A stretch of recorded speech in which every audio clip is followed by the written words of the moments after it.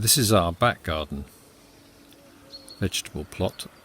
So the cherry tree in the front with some wildflowers at the base, and then most of the beds, as you see, covered in mulch. So there's straw on these first two. This one on the left was covered in compost and it's been planted out with salad crops and chard. The old yogurt pots providing that protection initially from slugs, and then once they're of reasonable size you can mulch around them. You have to weigh the mulch down because of course the blackbirds just love it and they'll kick it everywhere. So this is compost, donkey dung mixed in with a sort of I think it's chippings. Those are the musselburgh leeks. They've been planted out, so they were brought on in the greenhouse first and then planted out. And on their right are chives, just to be confusing. And then here, already mulched, broad beans interspaced with lettuces. The canes for tying the broad beans a bit later when the wind comes in. And then we've got our climbing frame. So this climbing will have Manche 2 peas and French beans. We don't bother with runner beans, don't particularly like them compared to French beans. So I haven't planted most of that up yet, but there are the first lot of Manche 2 have been planted and they have started to come up. Okay, there's the last of the purple sprouting. Good sized bush, plenty on it still, probably 3 more pickings maybe, and some Swiss chard next to it. And then further down here, again all mulched with lawn mowings wherever possible, beetroot, onions and carrots and some more lettuce. This is the raspberry bed and red currant as well. And you can see the woodpeckers have been enjoying this old gatepost on their way to the bird feeder. So again, loads of mulch just chucked in, whatever I've got lying around, old rotted down bark, bit of lawn mowings, anything that'll go on there just to keep the moisture in. Lots of self-sown red currants, and there's even a self-sown gooseberry down there as well. And a very beautiful lilac at the moment. And a clematis sort of arbour.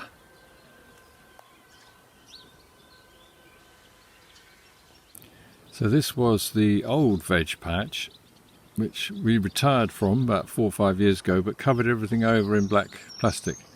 So it's been resurrected a bit this year, and I planted a hedge in the front of oak and hornbeam, very heavily mulched with, again, anything I can find, just chucking on there, keeping the moisture in. And this is a little tree nursery here. Some young beech and cherry, hawthorn, oak, hornbeam, and I think some white beam, but I'm not quite sure what that is yet. We'll have to wait and see when it gets a bit bigger. So the bed's over there, that's where the potatoes are. Again, I've got dung on top and then just thrown all sorts of weeds, as you would call them, hogweed, hemlock, water dropwort, whatever, on top. Another bed here, this is the more traditional method of, so Mary Ann came over and planted some potatoes here, so she's dug 2 trenches and planted the potatoes in the trenches. A lot of work, a lot of work. So that next bed over there is getting ready for peas. So again, it's been broken up a bit because it got quite compacted under the plastic. and it's mulched again with anything I can find. So these are the onions. They're in shade with some wire underneath that to hold the shade up. So that's to stop them drying out again too quick. And a pear tree, another pear tree here. There's some lawn mowings waiting to be used. They're just waiting because I've got peas in here under these two shade tunnels. And then broad beans, and then that bed getting ready for the next lot of peas. In fact, these peas here have just come up, so I'll be looking to plant another row of peas here pretty soon actually, so there's a succession, and then there's the potatoes beyond that. Yep. And in amongst the wildflowers up here, got a little bramble tree which is determined to show a lot of blossom. So this is the fruit garden. I mean, the apple trees are all over the holding actually, but here in particular we've got blueberries all in here, which are incredibly successful. They like a slightly acid soil, which of course we've got. So they're mulched in the winter with leaves, and then lawn mowings the rest of the time. And that keeps the moisture in again, and also keeps the acidity up slightly. This apple here is a Cornish aromatic, just coming into blossom. The main fruit cage in here, it's got gooseberries. That's a tayberry with the new growth tied to the right. Well, last year's new growth tied to the right, and then this year's new growth will be tied to the left, so that any disease in the leaves doesn't get passed over. And then we've got this massive loganberry. These loganberries are wonderful. So I've got it strung out there, like 3 long runners of it. Not very easy to see it through the net, I know. But it all comes down to a plant down there.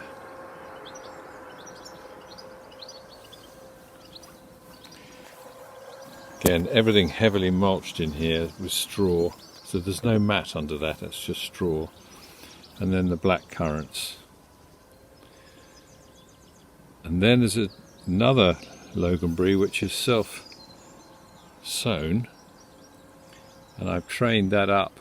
I thought, well, why not? I've trained that up and got it hanging underneath off that piece of wood. So hopefully we'll have loads of loganberries. I think they're fantastic. Here's rhubarb, which we grow in the bins, give it some support. As you can see from that one over there, almost falling over. You're almost pulling the bin over. I need to cut that. Wild garlic, planted underneath the apple tree. That one used to get a lot of canker. And it was getting huge, and I couldn't actually reach it to pick it, so I cut it down gradually over the years. One or two big branches each year to bring it down to a height that was more sustainable. That's a Queen Cox over there, which is obviously a cross with the Cox, but much more disease hardy. A Cox orange pippin is just not worth bothering with on an organic system. It's worth being aware of that when you're buying apples as well. It's worth washing them, because Cox orange pippin gets a lot of disease. There's a young discovery over there with a robin in it. It's a gooseberry here which has been struggling a bit. Not quite sure why. It's heavily mulched with cardboard. And there's a young pear. We had one pear last year. It's 3 years old now. And this is the red currants and black currants for the birds. They're supposed to do a deal by, they get these free and they keep out of my fruit cage. And this apple here is a wagoner. Again, the garlic underneath. Whether it does stave off disease, I don't know, but I don't know, it's been fantastic crop. I had 100 good apples off that were storable. I do single them as well, which is well worth it.